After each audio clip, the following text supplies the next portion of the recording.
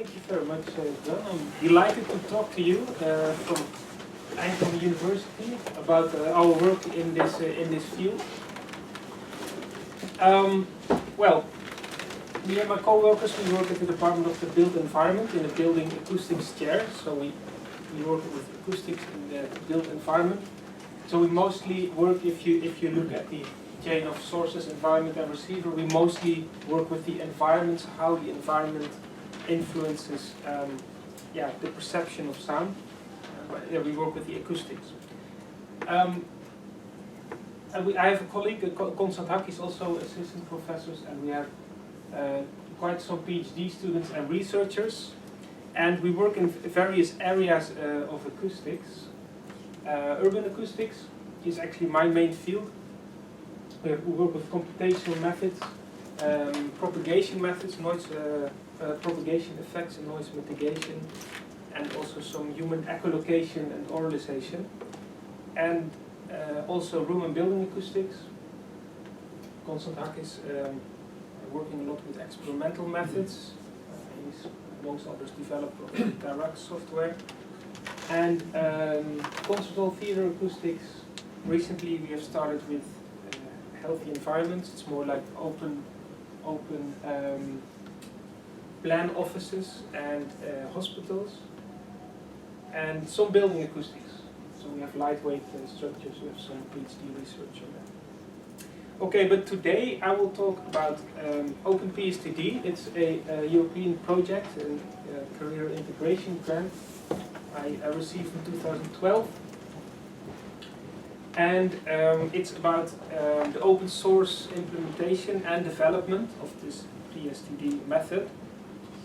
Well, the scope of this project is that we want to model indoor and outdoor spaces where wave effects are important.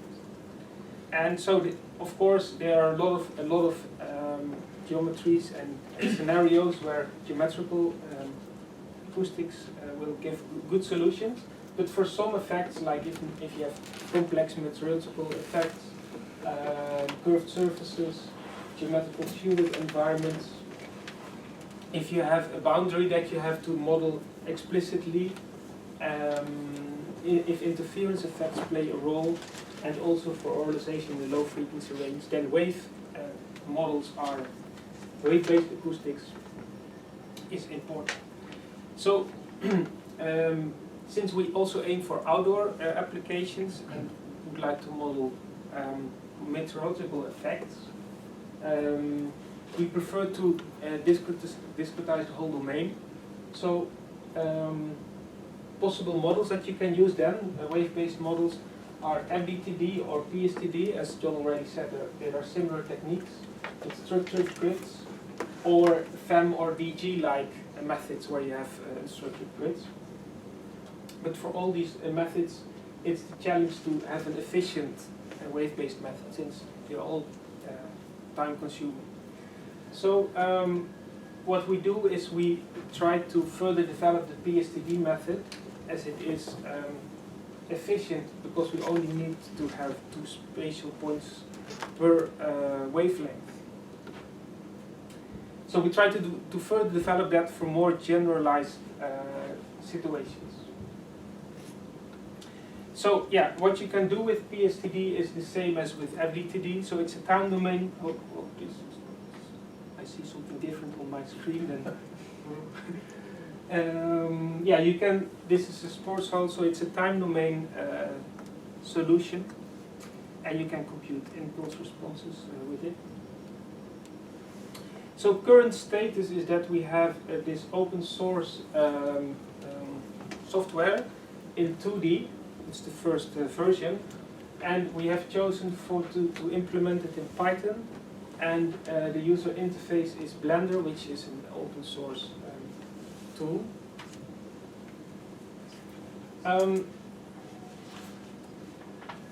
So in this Open PSTD, as I said, it's first 2D implementation, where you can construct a domain out of rectangular subdomains. Boundaries are limited to have real valued impedance and frequency independent. We'll talk about that.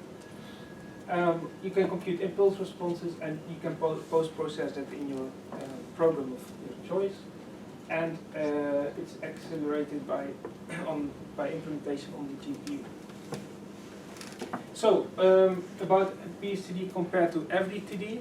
So PSTD is a time domain method. You solve the wave equation in outdoor application. You solve the linearized Euler equation.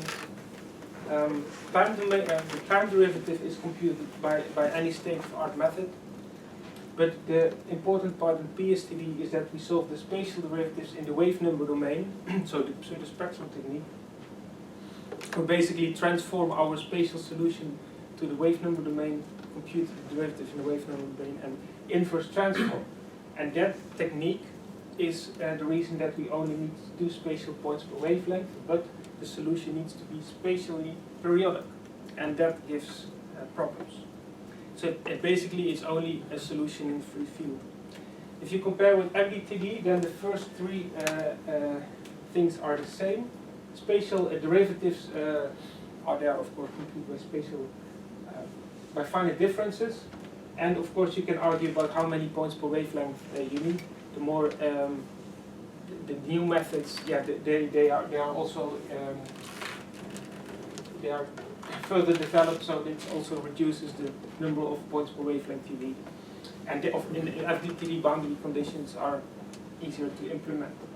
So from this PSTD method, I will quickly go through the developments we made from this free field method to what we can do now.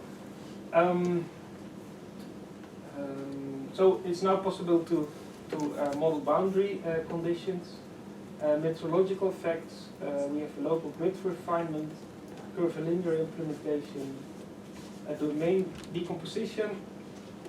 We work with a hybrid PSTD and DG approach, source directivity, and GPU acceleration. So if we go to the boundaries, if you want to know more about it, how we really did boundary conditions, actually we changed the basis functions so that boundary conditions are included in our basis functions, and then it's possible to model them if they are real valued, if they have a real valued frequency independent impedance, and there's no approximation. This is an example where we compare PSTD with an equivalent sources method with a source outside a street canyon, with receivers in a street canyon, and it works really well. Meteorological effects can be implemented like in FDTD. That works really fine. Comparison with the PE method for sound propagation over a screen. The multi-domain is developed such that, for example, here I work with sound propagation from automotive tailpipe, where you have a high jet flow, and in order to discretize around the jet flow, you need a finer mesh. So this multi-domain allowed to have a finer mesh closer to such a region. The curvilinear approximation allows to have some more options than only this structured Cartesian mesh. The multi-domain is, as it is implemented now, also in OpenPSTD. This cross-section here, you see the domains that we actually have, that the model is built from.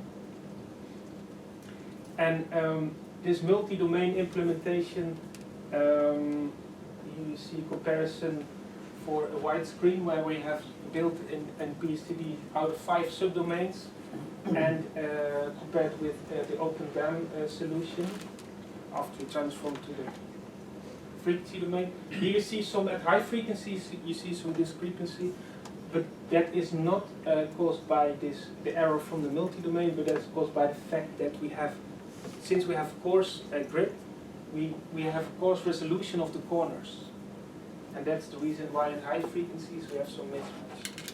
But otherwise, it's the accuracy down to 2 points per wavelength is quite fine. Well, still, if we have more arbitrary geometries like this, we need to have another method, and that's what Raoul is in the corner there is working with now. That we have a hybrid method with PSTD in the bulk of the domain and areas where we can handle the geometries, and with more demanding geometries we use this continuous Galerkin method. This continuous Galerkin method is a type of FEM method, but you solve per element instead of, you solve your matrix per element instead of for the whole problem, so it's easy to make it parallel in calculations. Well, this method, the prospects are good. This is an error comparison of the method where here's shown the amplitude error as a function of frequency, and the black one is the hybrid method, and the red one is the Fourier PSTD alone, so there's actually no additional polluting effect. Fotis is also here. He's working with the directivity function in PSTD from spherical harmonics. And well, the implementation also successful. You see some vertical and horizontal directivity, the analytical and the numerical implementation. So that's a good step you made there. Yeah, we made a first attempt to accelerate the code. There's still a lot of work to do there. In this case, the problem with Python in OpenPSTD is that it seems to be not to be possible to work on multi-core CPUs. So we will move to C++. But this is a GPU acceleration, and it shows that for larger domains, that means if the FFT sizes get larger, that the acceleration by GPU code gets more and more attractive and reach for our current implementation a factor of 8 in the limit. So that are the developments. So over the years we have applied the method. As I said, OpenPSTD is 2D, but the codes I work with are in Python and Matabar are 3D. So we have used it for urban applications on a small scale. For example, to investigate the sound propagation over a roof and around in an opening to a courtyard to see what has most contribution. We applied it to sound propagation over urban canyons in the presence of a wind field. We have worked with in a European project with vegetation to see how vegetation influences, how you can use vegetation as a noise reduction measure. And also to a sports hall, where we compared our PSTD to a geometrical acoustics method and measurements. And that worked pretty well. Here you see record over the whole width recordings. Let's see, measured and calculated. So that's quite some work, but there's still a lot to do. We currently work with a new interface, as I said, in C++, and we also are working with our new interface, and we leave Blender. And we are working on code acceleration, because the method itself is efficient, as we have quite a little number of unknowns, but the code needs to be efficient too. Well, in OpenPSTD, we are a bit behind. We have quite some developments that we already made, but they're not in the software. And there's still some developments to make. Like Arup is still working with this hybrid approach. We have another PhD student working with structural vibrations, also with BG. That's for the building acoustics part. So there would be a very nice coupling. And there are there's still a wish list there that we would like to work with. Well, the applications of it, as I said, it's open source, everyone can use it. So there are a lot of indoor-outdoor scenarios where it's attractive to use this method. And also of course, for the low frequency part in Auralisation. So thank you for your attention.